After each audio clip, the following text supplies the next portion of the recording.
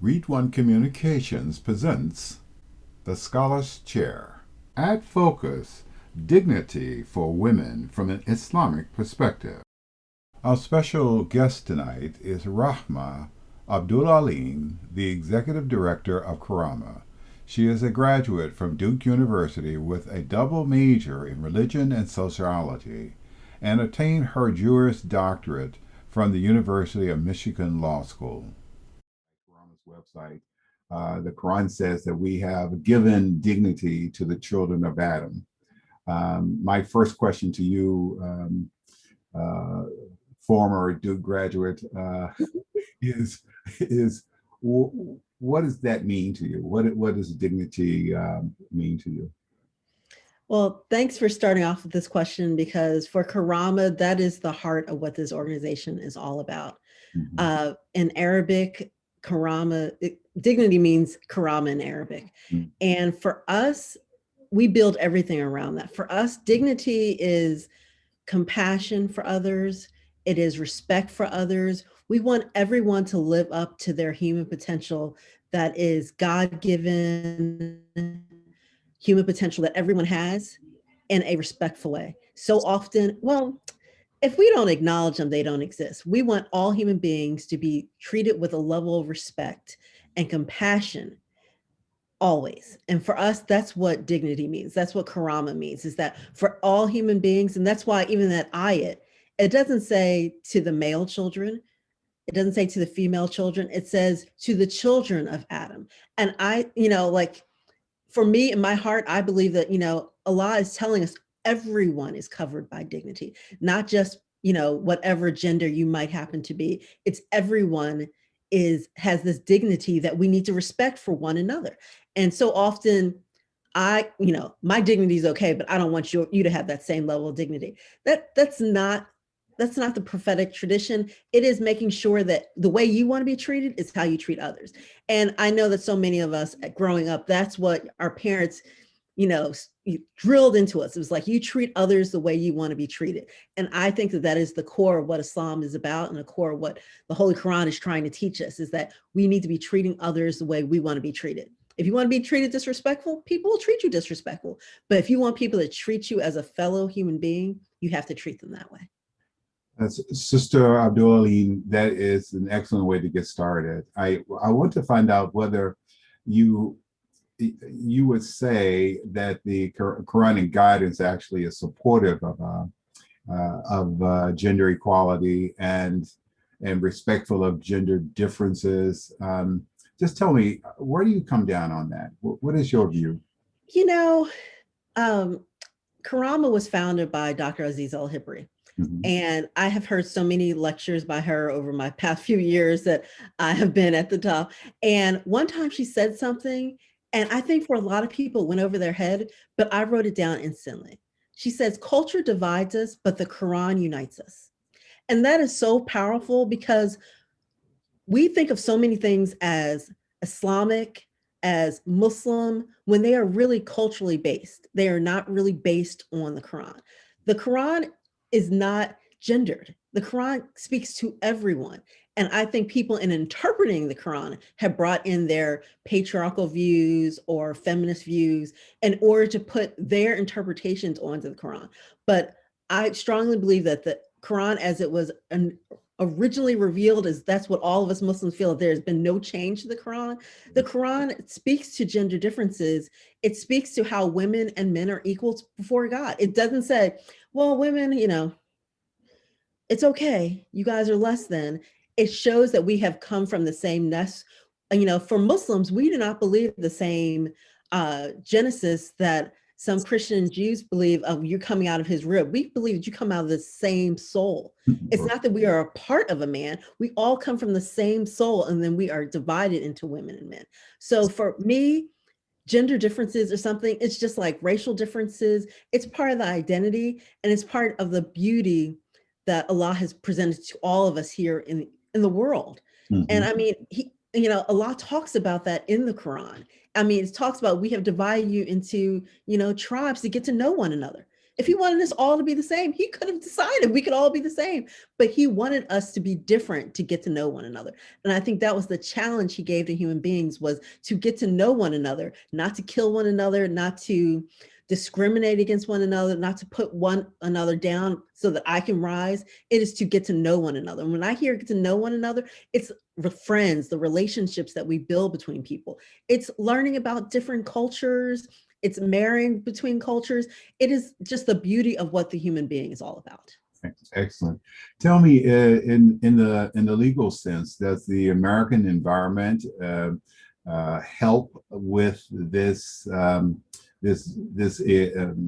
equality for women, in your view? It's so funny to me because nowadays, where we are in time, people are like, oh, the West is so progressive towards women.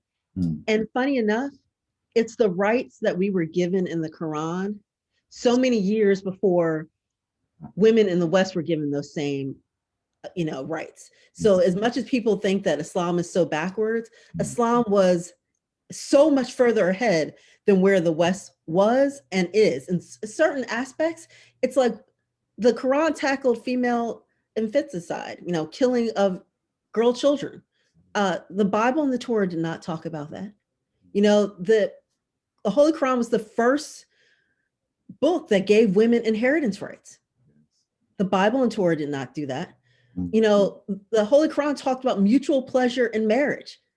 Other books did not talk about it.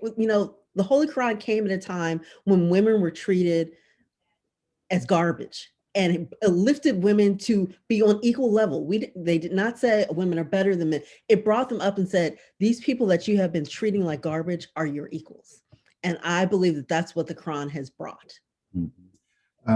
This interesting idea, I think, how do you explain the kinds of images that we are getting with ISIS and the kinds of things that are going on in Yemen and Africa concerning women being kidnapped and so forth? How did that grow out of this Islamic environment, do you think? I think that what grew out of it was what was always there even before Islam, and why it came with the same, is that a lot of cultural things have been put on and blamed on Islam. And that cultural traditions have continued, and the culture that you are born into really determines where you are in life. And some of the cultural aspects of all of those traditions, whether it be in Yemen, so it's a traditional either tribal or Arab background, or in Africa, again, tribal, those things have been brought into Islam. People are like, oh, this is what Muslims are all about. It's not. It is their cultural, what they bring into it. And I feel like all Muslims have a cultural identity that you can't escape. It's like there's no color blindness, there's no cultural blindness. As much as Muslims want to believe that, we all treat each other the same, we don't treat each other the same, but that's based on our cultural background, not based on our religion itself. Interesting. Tell me about the Quranic relationship with other religious groups like Jews or Christians. Are Muslims required by our religious principles to despise or relegate to the margins Christians and Jews, not invite them to dinner and that sort of thing? It's so amazing. I'm like, when these rumors go out, these myths spread, and you're just like, where do they come from? When there are, there's an ayat in the Quran that talks about Jews and Christians. It talks about people who believe in God. But even deeper than that, in that ayat, which is Surah 2, ayat 62, it talks about people who believe in God, but it's the fact that we need to respect other human beings. It goes back to that initial dignity. It doesn't say, well, we can respect the people that we believe are Christians and the people we believe are Jews, because that's what it gets into for too many Muslims, too many people of faith right now. We're so busy throwing stones, acting like we don't ourselves live in glass houses. And I tell people all the time, like, I'm never going to disrespect someone. If someone says assalamu alaikum to me, I'm getting that blessing and saying wa alaikum assalam. I'm not going to say, brother, what kind of Muslim are you? I'm not sure. And I mean, I feel like in ways Muslims are picking up some of the bad habits from other groups. There are Catholics who will tell you that if you're not Catholic, you're not a Christian to them. there are, certain types of Protestants who are like, well, those Catholics, they're not really Christian. We cannot get into that point where we are deciding who and who is not of a religious faith. If someone tells me that I'm a Muslim, assalamu alaikum. I'm not going to say, you need to prove to me that you're a Muslim. That's not my right. We don't have a monopoly on God. I don't have a monopoly on God to say, I'm going to go to give a Muslim test and test on how much a Muslim you are. And until we as a community, a Muslim community, and just fellow human beings stop trying to judge people on their religiosity. Oh, are you religious enough? I mean, some of the strongest people I know are people who say, well, I'm a non-believer right now because I don't know what to trust. And I'm like, you know what? I appreciate that than somebody saying, well, I'm a Muslim, and they're doing things that I'm like, that is so not what a fellow Muslim should be doing to other humans, period. So stop using it as, people use it as a protection to do bad things. And I think that all religious groups have experienced it over the years, that you have the bad apples are the ones that people put up front and say, these represent your community, where they're bad apples that just need to be removed. Yeah. And, every bushel of apples has some bad ones. There's never been a bushel of apples that has not one bad apple. We all have bad apples. And instead of the bad apples being the example, we should look at some of the good apples. Would you agree that because there are Quranic verses named after Prophet Abraham and Prophet Musa, there are verses in the Quran respecting the Torah, respecting the Gospels. Would that give some indication of the appreciation that Muslims should have with Jews and Christians? I definitely do. I mean, what I tell people, and it usually shocks people, I'm like, the Catholics should love Muslims more than anybody else because we have a whole ayat named after Mary. Nobody else has anything named after Mary. The reverence that we have for Maryam in the Quran is beautiful. And it's something that no other community has. And so you're just like, oh, you guys believe in Mary? Yeah, we don't believe in the Holy Trinity, but we think that she was a pretty special person. She's someone who is very important for Islam. And so that to me is just one example of someone that Christians and Catholics think that they have, Mary, it's like, we think Mary is somebody very important as well. And we feel that she's someone to be reverenced and revered as well. Yes. So this is also an opportunity for definitely a dialogue that we can have honestly and openly with the world's largest Abrahamic traditions. I want to turn you towards law a little bit because that seems to be your training. I was very impressed that is it a doctorate? No, Juris Doctor. It's a JD. It's what you get when you graduate from law school. Thank you very much. I need all the help I can get. That's a very impressive bit of work. I wanted to ask you though, what motivated you to go to Duke? I would just fit that in for people who are looking at you. They're in their teenager, like my granddaughter. And saying, how did she get from where she was on the campus of Duke University? How does that happen? Well, I think that a lot of it has to do with just the family that you're born into, and it just kind of works its ways in mysterious ways. When I arrived on Duke's campus, my maternal grandfather was almost in tears because when he was a child, he could not walk on the campus of Duke University because they didn't let African Americans walk on the campus. Wow. And so for him to say, my granddaughter is part of the 30th anniversary class to attend Duke University, and I'm moving her into a campus dorm and she's allowed to be here and she is being protected here at Duke University, he was just so excited about that. So my grandfather grew up in North Carolina, so I had a connection to North Carolina. But my father, I grew up in the community of Imam Wahdi Muhammad, and he had done at least one or two speeches at Duke University. And after one of those speeches, my father, who's an imam in Philadelphia, came home and said, I know what school you're going to. And I was like, yeah, okay, Like so many other, teenagers, I'm like, he thinks he knows me. He really doesn't. He's like, no, I'm telling you, this is where you want to go.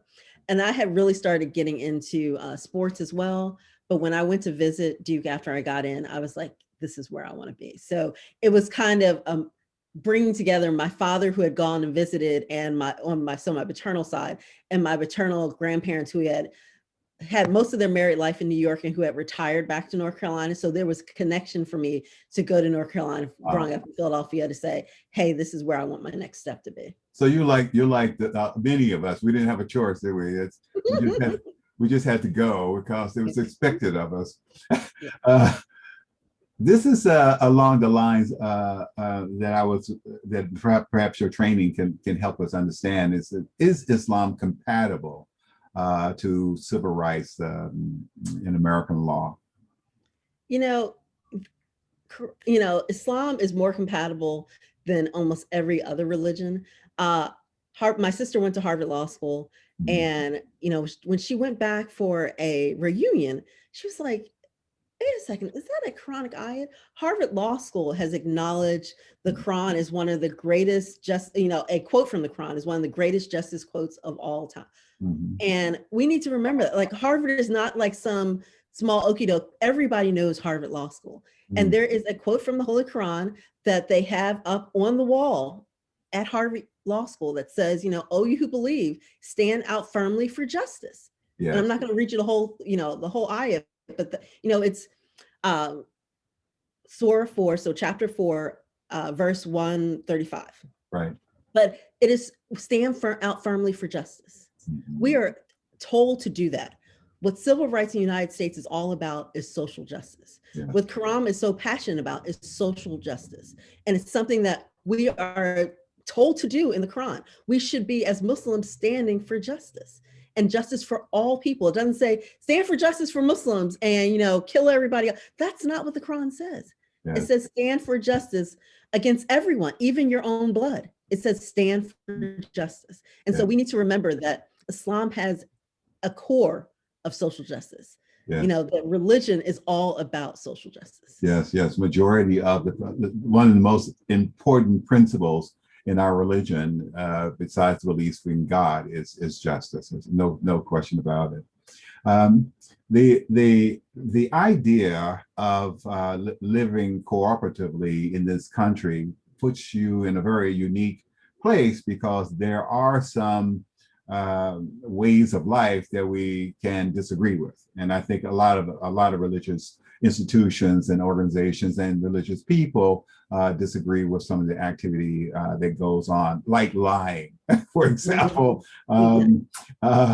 If one discovers an American law that is on Islamic, what would you advise Muslims to do? Well, I always question what actually is the law that is somehow really concerned with you that is un-Islamic. And then we have to remember that we need to follow the rules of the country we're in. That's one of the prophetic traditions. We cannot say, that was all part of, to me, the myth that started into my, because of my age, it started for me in the 90s, but that whole Muslims are coming and going to import Sharia law and they're just going to make all of us, like they're going to kill us all. That was part of the myth that we brought. That is not what Sharia law is all about. And Islam is one place that respects the rules and regulations and laws of the country it's in.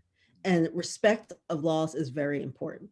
So I'm not saying that if there's a law out there, because even, for example, I believe this is still true. In Turkey, they have rules about women can't wear head coverings to universities. So it's like, okay, well, I feel that I should do this as a Muslim, but I want to continue on my education. There's no problem with to not wear it at university and still wear it when you're at home. Mm-hmm. There's no kind of, oh my gosh, no, lightning will not strike the sister who decides I want to continue my education and the university does not allow me to wear a head covering. So to me, we use that as an excuse, like, oh, they said no head covering, so okay, I can't do that. And we're doing a disservice to our community.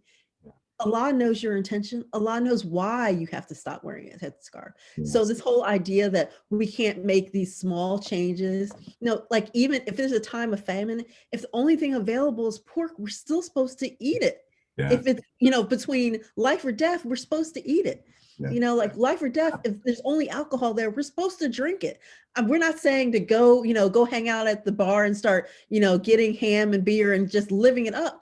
But there are certain circumstances. And so the fact that so many people see it as this black and white issue of Islam cannot in any way be acceptable in America and, deaf to the West, we are leaning on these myths that people have built up over the years about what is on the other side. And for some people, the grass is always greener. And for some people, it's scary. Whatever is not from me, it must be scary. It must be different. And we have to take back the narrative of what Islam is and what Islam means to Muslims, what Islam means to Muslim women. We need to take back that narrative because we have let other people write our narrative. And it's time for us to take back the writing ourselves. I quite agree. Well said. I wanted to point you in the direction of family life. Does Islam address the responsibility for family life, and how does it do that? So, there are so many. The Quran is, as you know, it has 114 chapters. There's so much that is discussed. But yes, it does discuss the rights of husbands and wives. It discusses so much, and it does talk on family life because family life was important. We always have to remember that the Quran was revealed at a time in history of what was happening at that time in history, and read about it in light of what was happening, what was coming to correct. Because too often people read them like, oh, that means, even something, I'm not going to go down this road because it becomes, but even something like how many wives a man can have. 4 was a limitation. Yeah. People used to have 20, 25. So nowadays, when I hear brothers say, I can have 4 wives, I'm like, go back and read your Quran. Go back and read the Sunnah of Prophet Muhammad, peace and blessings be upon him, and figure out why the number was 4. Yeah. And it was a limitation. Yeah. You guys are so, some people are so busy like, woohoo, yay. It's like, you don't know what it was there for. And so we learn bits and pieces and not enough about our religion and then take it and run. And that is what has caused so much harm to the Muslim community is that we don't even know our own religion. We let everyone else tell us what our religion is all about instead of learning about it ourselves. Yeah. And here at Karama, we are passionate about education because we know that if we educate the Muslim community and non-Muslims about what Islam is all about, how gender equitable Islam really is, there would be a whole different just idea of what a Muslim woman was all about. So family life is important in Islam. And yes, there is a tremendous responsibility for that social institution to survive, and in order for that social institution to survive, and one of which is respect for our wives, and that is an important piece. And somehow they never get to the verses right after that one wife is best for you. I don't know how it is that these brothers don't well, but isn't that true about everything? Yeah. We read until it's convenient for us, and then we stop. Yeah. And then we don't know the background, the basis, what it actually means. Yeah. And we're just like, oh, I like it. Stop. If you read, for people out there reading like, oh, they said red wine is good for you, so let me start drinking as much wine as possible. You got to read what the rest of it says. We can't just jump on a bandwagon and say it must be good for you.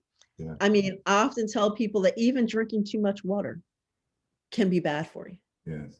So when people are like, oh, just drink water, it's like too much water can be bad for you. Sure. So water is good usually, but if you drink too much, it could be bad for you. And so we need to think about everything in life. And the Quran talks about everything. And to me, the beauty of the Quran is that it has never been changed. It has not been changed for the times. It has not been changed so that it's popular. It has not been changed because a certain group wanted it a certain way. It was not, chapters were not added in just so that people could be happy. The Quran came the way the Quran was. It was revealed to Prophet Muhammad. It was revealed to him what order to put them in, because chapter 1 that we all know of Al-Fatiha today, which is called the opening, was not the first thing that was revealed. My 7-year-old niece will tell, she was like, no, it was Iqra. It says read. And that's what we need to, that's what we have stopped doing, is that we have stopped reading. We have stopped reading as a community.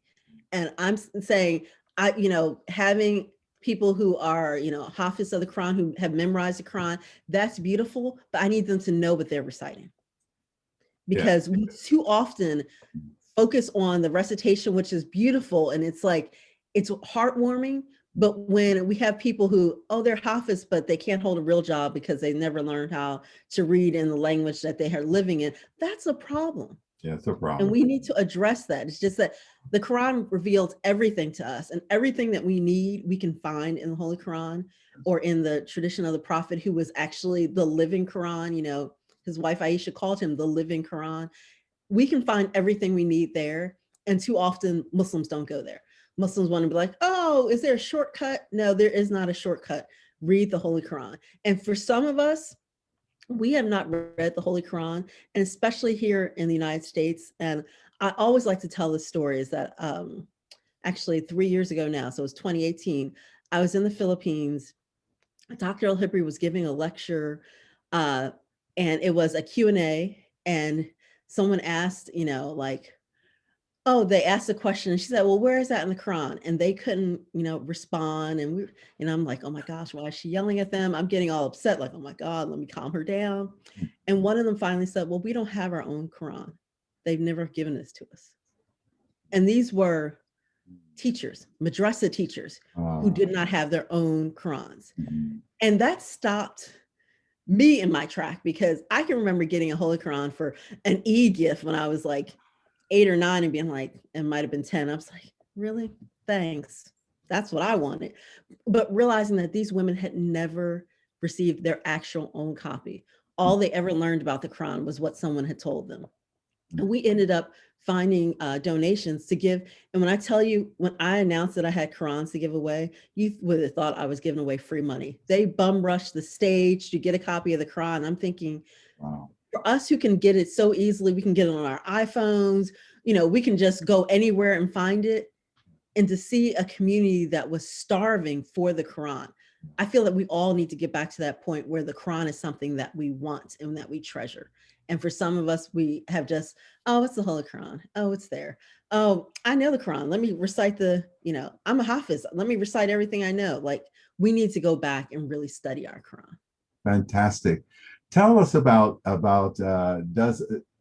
women's rights, and does Islam protect women's rights? And just give us one example. I mean, Islam was the first religion that said, stop killing your girl children.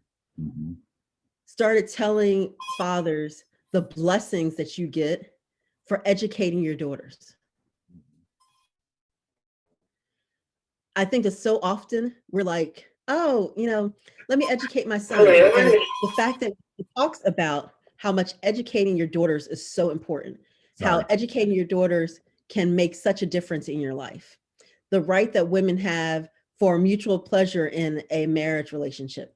There are so many things that the Quran talks about in terms of women that people are like, oh, really? I mean, there's a whole chapter dedicated to women, and it's chapter 4, and it's not a short chapter. It's chapter 4 of the Holy Quran, and it goes into so much detail about everything that we can even think of. And so for people to say, oh, you have a feminist view, I'm like, it's not a feminist view.